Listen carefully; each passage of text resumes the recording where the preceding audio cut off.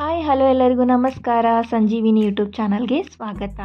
ಯಾರೆಲ್ಲ ಇನ್ನೂ ನನ್ನ ಚಾನಲನ್ನು ಸಬ್ಸ್ಕ್ರೈಬ್ ಮಾಡ್ಕೊಳ್ಳದೆ ನೋಡ್ತಾ ಇದ್ದೀರಾ, ಪ್ಲೀಸ್ ಸಬ್ಸ್ಕ್ರೈಬ್ ಮಾಡ್ಕೊಳ್ಳಿ. ಹಾಗೆಯೇ ಪಕ್ಕದಲ್ಲಿ ಕಾಣುವ ಬೆಲ್ ಐಕನನ್ನು ಪ್ರೆಸ್ ಮಾಡಿ. ಇದರಿಂದ ನಾನು ಹಾಕೋ ವಿಡಿಯೋ ನೋಟಿಫಿಕೇಷನ್ ಮೊದಲು ನಿಮಗೆ ಬರುತ್ತೆ.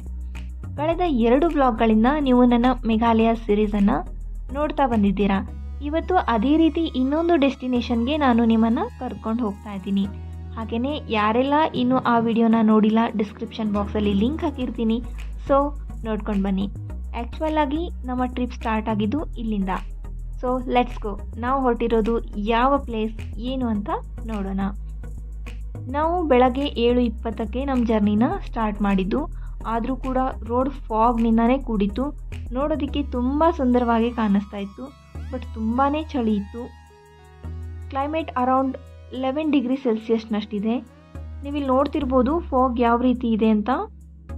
ಆ ಚಳಿಗೆ ವಿಡಿಯೋ ಕ್ಲಿಪ್ನ ತಗೊಳ್ಳೋದಕ್ಕೆ ನನಗೆ ಆಗ್ತಾ ಇರಲಿಲ್ಲ. ಆ್ಯಂಡ್ ಇಲ್ಲಿ ವಿಡಿಯೋ ಮಾಡ್ಕೊಳ್ತಾ ನಾನು ರೋಡ್ ಮ್ಯಾಪ್ ನೋಡೋದನ್ನು ಮರೆತು ಬಿಟ್ಟಿದ್ದೆ. ಹೀಗಾಗಿ ನಮಗೆ ಸ್ವಲ್ಪ ಕನ್ಫ್ಯೂಸ್ ಆಯಿತು ಯಾವ ಕಡೆ ಹೋಗೋದು ಅಂತ.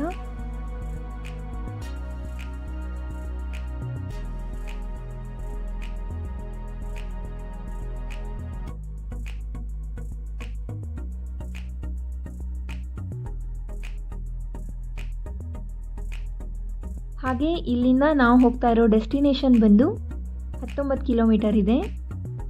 ಹಾಗೆ ನಾವಿವತ್ತು ಹೊರಟಿರೋದು ಒಂದು ವಾಟರ್ ಫಾಲ್ಸ್ನ ನೋಡೋದಕ್ಕೆ.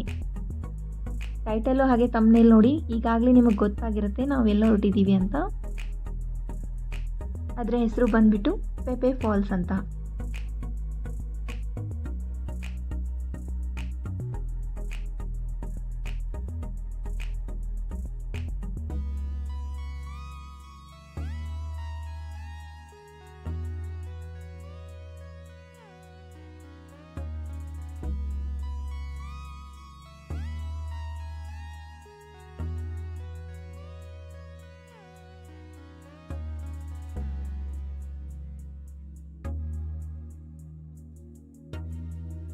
ಆಲ್ರೆಡಿ ನಾವು ತುಂಬ ಹೊತ್ತು ಸ್ಕೂಟಿ ಮೇಲೆ ಬಂದಿರೋದ್ರಿಂದ ತುಂಬಾ ಚಳಿ ಆಗ್ತಿರೋ ಕಾರಣದಿಂದ ಸ್ವಲ್ಪ ಹೊತ್ತು ಬ್ರೇಕ್ ತೊಗೊಂಡ್ವಿ. ನಂತರ ಮತ್ತೆ ನಮ್ಮ ಜರ್ನಿನ ಕಂಟಿನ್ಯೂ ಮಾಡಿದ್ವಿ. ಸೊ ನೀವಿಲ್ಲಿ ನೋಡ್ಬೋದು ಬೆಟ್ಟ ಗುಡ್ಡಗಳ ದೃಶ್ಯವನ್ನು ಎಷ್ಟು ಸುಂದರವಾಗಿದೆ ಅಂತ.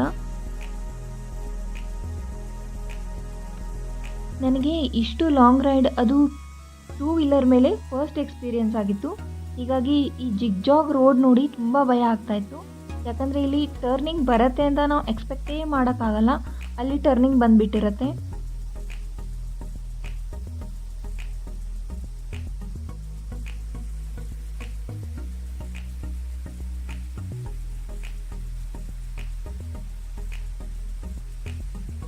ನೀವಿಲ್ಲಿ ನೋಡ್ಬೋದು ಯಾವ ರೀತಿ ಅವರು ಬ್ರಿಡ್ಜ್ಗಳನ್ನು ಬಿದಿರಿನಿಂದ ಮಾಡ್ಕೊಂಡಿದ್ದಾರೆ ಅಂತ. ಮಳೆಗಾಲದಲ್ಲಿ ಇಲ್ಲಿ ತುಂಬ ನೀರು ಇರೋ ಕಾರಣದಿಂದಾಗಿ ಅವರಿಗೆ ಅನುಕೂಲವಾಗೋ ಥರ ಅವರು ಬ್ರಿಡ್ಜ್ಗಳನ್ನು ಮಾಡ್ಕೊಂಡಿದ್ದಾರೆ. ಆ್ಯಂಡ್ ನಾವೀಗ ಹೈವೇ ಬಿಟ್ಟು ತುಂಬ ದೂರ ಬಂದಿದ್ದೀವಿ. ರೋಡ್ ನೋಡ್ಬೋದು ಹೇಗಿದೆ ಅಂತ. ಇಲ್ಲಿಂದ 2 ಕಿಲೋಮೀಟರ್ ಇದೆ, ಇನ್ನು ಮ್ಯಾಪಲ್ಲಿ ತೋರಿಸ್ತಾ ಇದೆ. ಹಾಗೆ ಇಲ್ಲಿಂದ ಹೋಗೋದೇ ನಮಗೊಂದು ಚಾಲೆಂಜಿಂಗ್ ಆಗಿತ್ತು.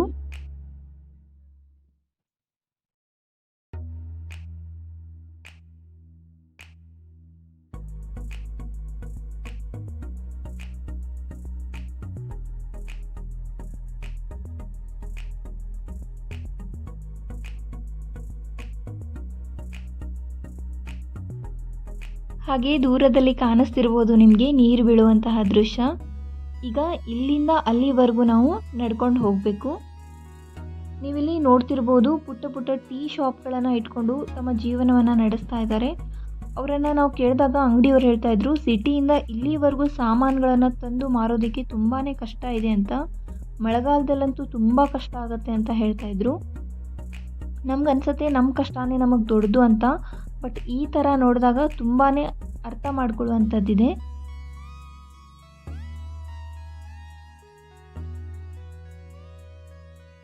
ನನಗೆ ಗೊತ್ತೇ ಇರಲಿಲ್ಲ ಪೆಪೆ ವಾಟರ್ ಫಾಲ್ಸ್ ನೋಡೋದಕ್ಕೆ ಟ್ರೆಕ್ಕಿಂಗ್ ಮಾಡಬೇಕಾಗತ್ತೆ ಅಂತ.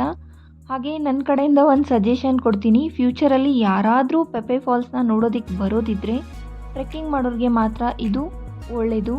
ಚಿಕ್ಕ ಮಕ್ಕಳನ್ನು ಕರೆದುಕೊಂಡು ಬರೋ ಪ್ಲೇಸ್ ಅಂತೂ ಅಲ್ವೇ ಅಲ್ಲ. ಯಾಕಂದರೆ ನನ್ನ ಎಕ್ಸ್ಪೀರಿಯನ್ಸ್ ಪ್ರಕಾರ ಪೂರ್ತಿ ಗುಡ್ಡವನ್ನು ಇಳಿದು ಹತ್ತಬೇಕಾಗತ್ತೆ. ಇಲ್ಲಿಂದ ಅರೌಂಡ್ 2 ಕಿಲೋಮೀಟರ್ಸ್ ಮೇಲೇ ನಡ್ಕೊಂಡು ಹೋದಂಗೆ ನನಗೆ ಫೀಲ್ ಆಯಿತು.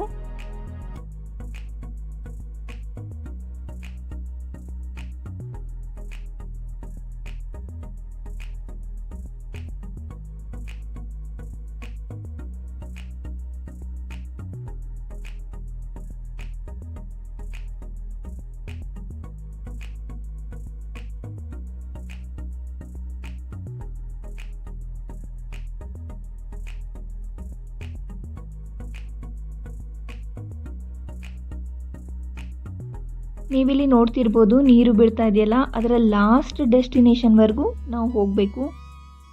ಈ ಥರ ಗುಡ್ಡದಲ್ಲಿ ನಡ್ಕೊಂಡು ಹೋಗೋದು ನನಗಂತೂ ಫಸ್ಟ್ ಎಕ್ಸ್ಪೀರಿಯನ್ಸ್.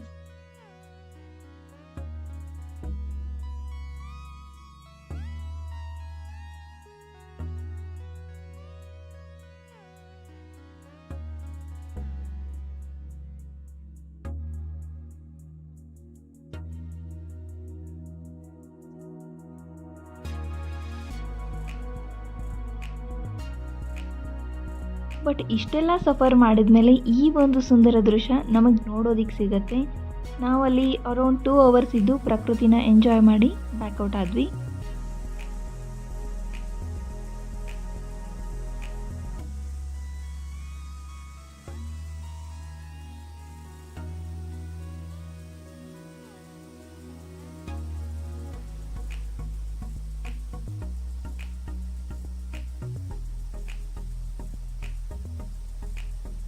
ಆ ಬೆಟ್ಟ ಗುಡ್ಡಗಳ ಮಧ್ಯೆ ಒಂದು ಸಮನಾಗಿ ನೀರು ಬೀಳುವಂತಹ ದೃಶ್ಯವನ್ನು ನೋಡೋದು ತುಂಬಾ ಸುಂದರವಾಗಿತ್ತು.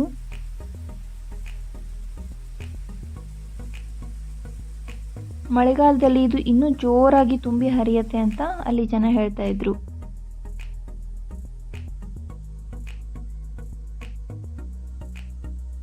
ಬಟ್ ಇದರ ನಂತರ ಈಗಿರೋ ಚಾಲೆಂಜ್ ಅಂದರೆ ಎಷ್ಟು ಗುಡ್ಡನ ಇಳ್ಕೊಂಡು ಬಂದಿದ್ವೋ ಈಗ ಅದನ್ನು ಹತ್ತಬೇಕು. ಈ ಒಂದು ಪಾರ್ಟ್ ಮಾತ್ರ ನನಗೆ ತುಂಬಾ ಕಷ್ಟ ಆಗಿತ್ತು.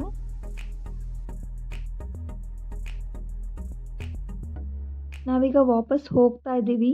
ನೀವಿಲ್ಲಿ ನೋಡ್ಬೋದು ಯಾವ ರೀತಿ ರೋಡ್ ಇದೆ ಅಂತ. ಈ ಥರ ಹತ್ಕೊಂಡು ಎಷ್ಟು ದೂರದಿಂದ ಇಳ್ಕೊಂಡು ಬಂದಿದ್ವು, ಪೂರ್ತಿ ಅಲ್ಲಿವರೆಗೂ ನಾವು ಹೋಗಬೇಕು. ನೋಡಿದ್ರಲ್ವಾ ಪೆಪ್ಪೆ ಫಾಲ್ಸ್ ಹೇಗಿತ್ತು ಅಂತ. ಇಲ್ಲಿ ಫಾಲ್ಸ್ ನೋಡೋದಕ್ಕೆ ಹೋಗಿದ್ವಿ ಅನ್ನೋದಕ್ಕಿಂತ ಹೆಚ್ಚಾಗಿ ನಾವು ಟ್ರೆಕ್ಕಿಂಗ್ಗೆ ಹೋಗಿದ್ವಿ ಅಂತ ಅನ್ನಿಸ್ತು. ಒಟ್ಟಿನಲ್ಲಿ ಎಕ್ಸ್ಪೀರಿಯನ್ಸ್ ಮಾತ್ರ ತುಂಬ ಚೆನ್ನಾಗಿತ್ತು.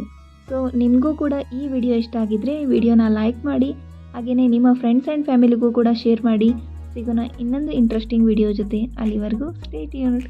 ಬಾಯ್ ಬಾಯ್.